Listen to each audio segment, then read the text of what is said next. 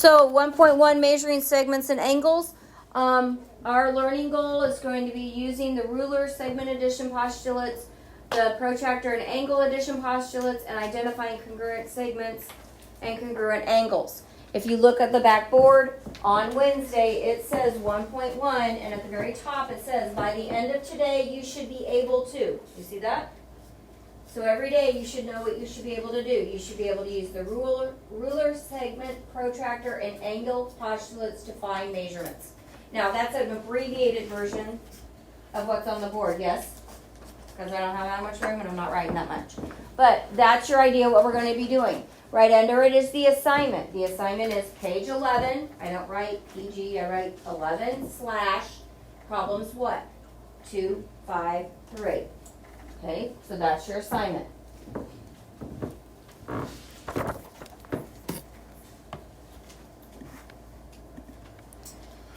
Okay, so you're going to fill in the blanks. So we have a point. Is that big enough for you guys to see? Okay, and I'm going to shut off one light so we can, I think it's a little easier to see. I can do all of it if everyone has enough light. Do you all have enough light? Okay. So, a point is a location and has no size. A point is a location and it has no size.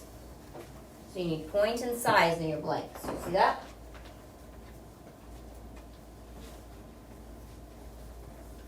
So our diagram basically is a point and it has a capital letter P next to it.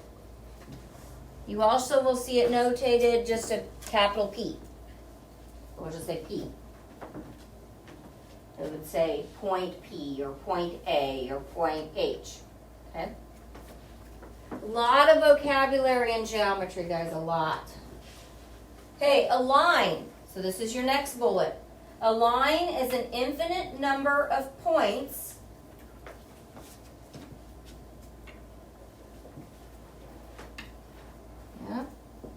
didn't get my pen.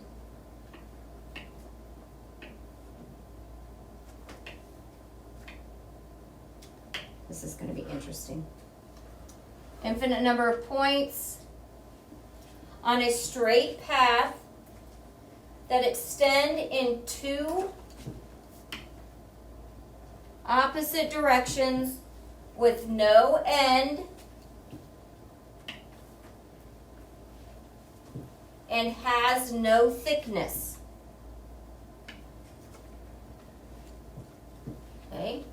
So a line extends for when? When does it stop? No end. It never stops. It goes to infinity both directions, left, right, up or down. Okay? It has no thickness. So how we draw, so you have diagram at the top, right? How we draw a line, you have a line, but you have to have 2 arrows on the ends, 1 arrow on each side, and you're drawing this, guys. This should be in your space right over here. Yep. Okay, so why do I have to have an arrow on each end? To show it never ends. Okay, now you can name it 2 different ways. You can have point A and point B on it, and that's how you name it. Or you could just name it with a lowercase cursive letter. Okay, so this could be called line L or line AB. Okay, how we write it on our paper, like in a statement or in a sentence, you write the words line L, and that's a cursive letter L, can be any lowercase cursive letter, or you write it, the 2 points, AB, with a little what above it? Line with arrows on both ends. So in your book, it would say identify, when I read this, right here, I say line AB. That's what I say, because that's what that symbol means. Am I going too fast? Are we good? Okay, a plane is an infinite number of points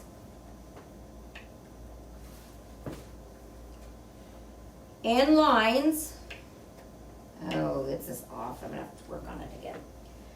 On a flat surface that extends without end and has no thickness.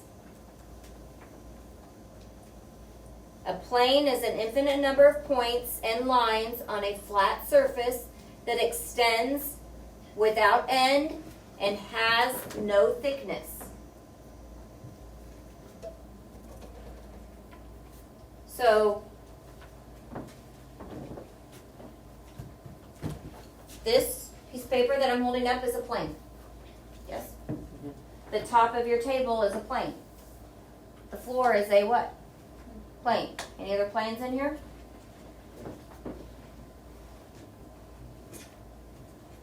What about the whiteboard? Is it a plane? Is it a flat surface? Yes. I can put infinite number of lines and points in there, can't I? Okay. Anything else? The windows, they'd be considered a plane. Okay. Would the walls be considered a plane? Yes. Okay. So our picture of a plane is just a rectangle here. It can be any kind of picture, just flat surface. We can name it with a capital letter M. See where that M is? It's plane M. Okay? Or we name it with 3 points.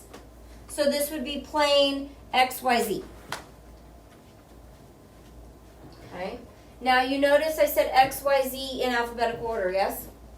At all times we do things in alphabetical order if possible. There are some circumstances that would prohibit us from doing that. So we can also write plane M for the notation, or we can write plane XYZ. Either way.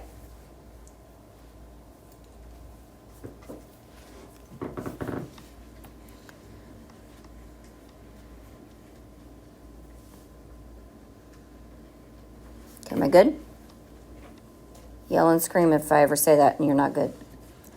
Okay, so we got more. Segment. A segment is the part of a line that consists of 2 points called endpoints and all points between them. So theoretically, could I put an infinite number of points between point A and point B on my picture? Could I theoretically do that? Yes.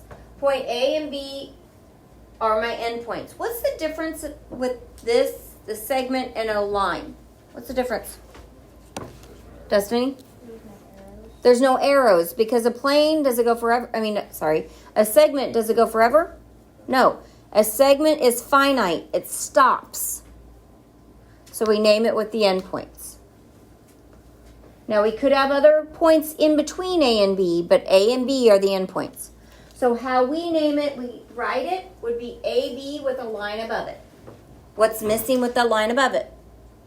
The 2 arrows. So the arrows say it's a line. This says it's a segment.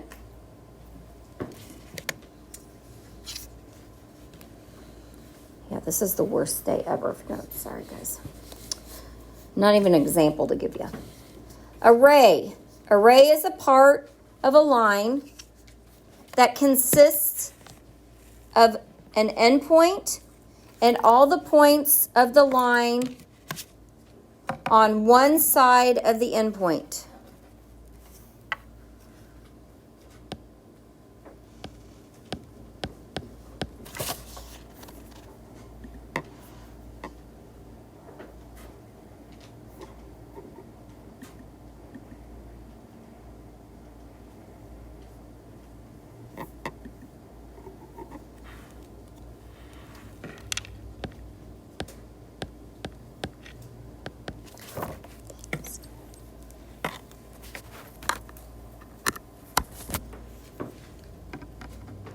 I was going to write on with my